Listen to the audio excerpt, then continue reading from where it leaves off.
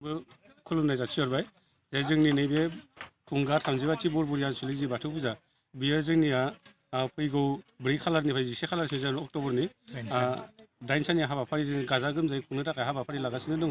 बियो दिनै माने गोबां खामानि मावनायनि गेजेरजों दिनै साखाफारा जागासिनो दङ।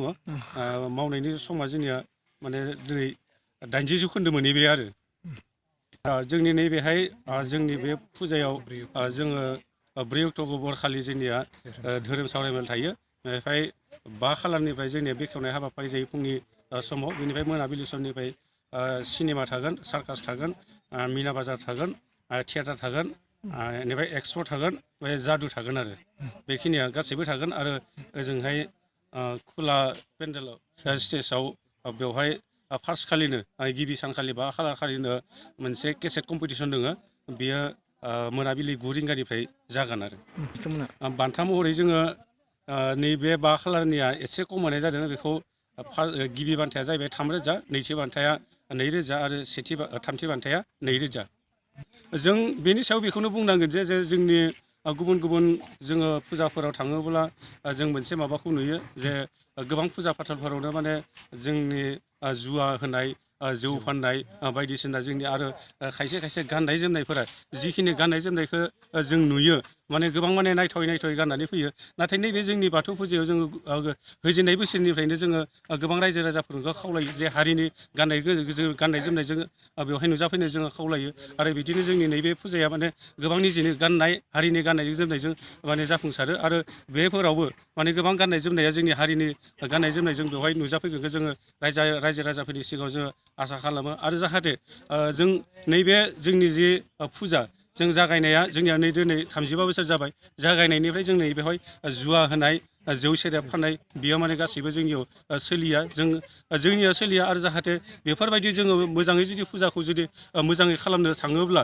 जोङो जौ जुवा आरो बेफोरबायदि निसा मुवाफोरखौ फाननायनिफ्राय होबथानो थाङोब्लासो समाजा मोजाङाव फैगोन होननानै जोंनि फुजा आफादनिफ्राय जों सानो। जोंनि नैबे फुजाया जागायनायनिफ्रायथ' एसे खममोन, नाथाय नैबे बोथोरखौ नायनानै समखौ नायै नायै एसे बारायबोबाय थादो। 10निफ्राय 12 लाखनि गेजेराव जायो आरो दखानावथ' जोंनिया मोनसे एक्सट्रा गुबुनै जोंनिफ्राय मोनसे दखान थाखायो स्टेसनारि। जोंनि नैबे दखाननि जिखि दखान होनाय स्टाइला एसे जुदा जुदा जायो।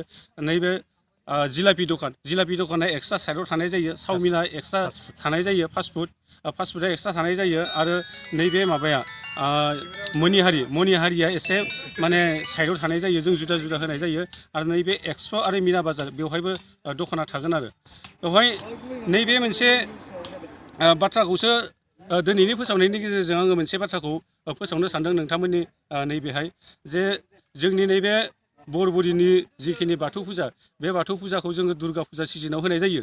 बे दुर्गा फुजा सिजोनाव होनाय बाथ्राखौ माने गोबाङानो माने सोंखारियो आरो दुर्गा फुजा सिजोनाव माने बाथौ फुजाखौ होनांगौ होननानै बुङो। नाथाय बेखौ आं नैदि नोंथांमोननि बेवहाय फोसावनायनि गेजेरजों बेखौ रोखा होनो सानदों जे बेखौ रोखा होनो थाङोब्ला जों दिनै जोंनि बाथौ फुजाया 35 बोसोर जाबाय। बे 35 बोसोर जायोब्ला जोङो 35 बोसोरनि आगोलनि बाथ्राखौ जोङो सानखांनो जायो। आरो 35 बोसोरनि आगोलो ओरैबायदि परिबेसमोन जोंनि बेवहाय मोनसेबो माने फुजा फाथाल गैयामोन। बे फुजा फाथाल गैयिनि थाखाय जोंनि बेवहाय थानाय रायजो राजाफोरा गुबुनाव थांनानै गोजान जायगायाव थांनानै फुजा फाथाल नायहैयो।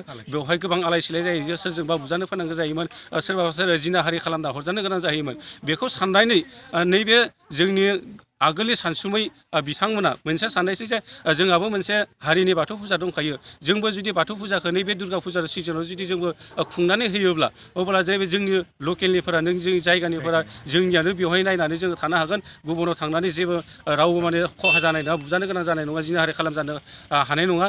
बेनि थाखायनो साननानै नैबे दुर्गा फुजा सिजोनावनो जों बाथौ फुजाखौ खुंनाय जादों।